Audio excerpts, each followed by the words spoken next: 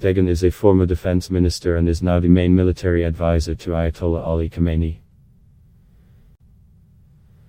Dehghan is a former defense minister and is now the main military advisor to Ayatollah Ali Khamenei.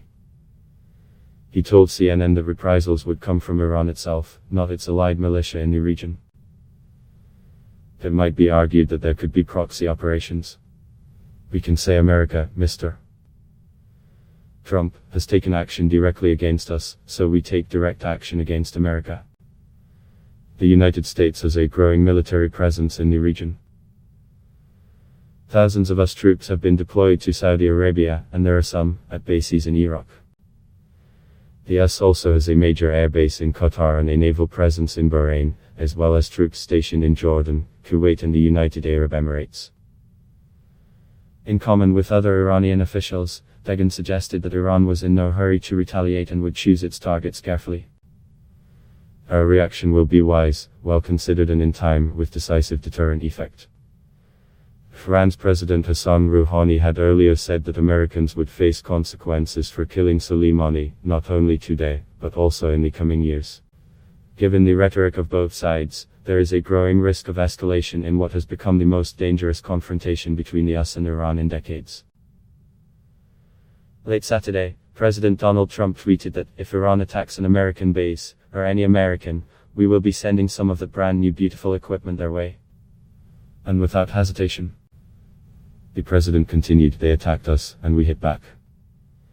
If they attack again, which I would strongly advise them not to do, we will hit them harder than they have ever been hit before.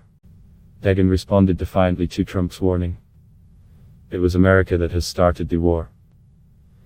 Therefore, they should accept appropriate reactions to their actions, he said. The only thing that can end this period of war is for the Americans to receive a blow that is equal to the blow they have inflicted. Afterward, they should not seek a new cycle. In recent months, officials in the Trump administration and even the president himself have floated the possibility of renewed dialogue with Iran. Dehghan dismissed that possibility. Look, for several reasons we didn't want to negotiate with this incumbent US administration. Now, after what happened to Mr. Soleimani, there is no point for negotiations or relations.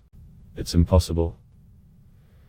Gangster and a gambler also responded to Trump's threat to include Iranian cultural sites among 52 targets the US had selected to strike in the event of Iranian retaliation.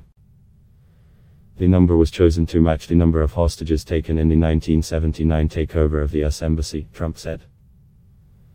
Dehghan said the tweets were ridiculous and absurd. If he says 52, we say 300, and they are accessible to us, Dehghan said. No American military staff, no American political center, no American military base, no American vessel will be safe. He doesn't know international law. He doesn't recognize union resolutions either. Basically, he is a veritable gangster and a gambler. At one point in the interview, Dehghan pulled out a picture of Soleimani and held it up to the camera. All Iranians are Qasem Soleimani, he said, and insisted the Quds force, which Soleimani had led since 2003, would not be weakened by his death.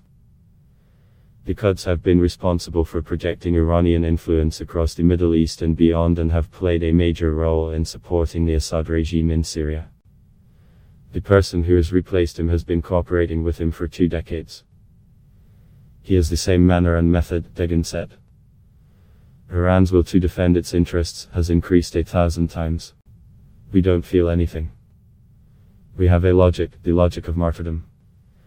As the war of words escalates, Dehghan echoed the comments of other senior Iranian officials that the country was not seeking war. Let me tell you one thing, our leadership has officially announced that we have never been seeking war and we will not be seeking war. But his demand that the US not respond to any reprisals by Iran for Soleimani's killing will surely fall on deaf ears. This cycle of violence accelerated when a US contractor was killed in a rocket attack on a joint US-Iraqi military base on December 29. US officials held a pro-Iranian militia responsible for the attack. Its leader was killed along with Soleimani in the US drone strike in Baghdad. CNN's Radina Jagova, Tamara Kiblawi, Jason Hanna and Steve Almasi contributed to this report.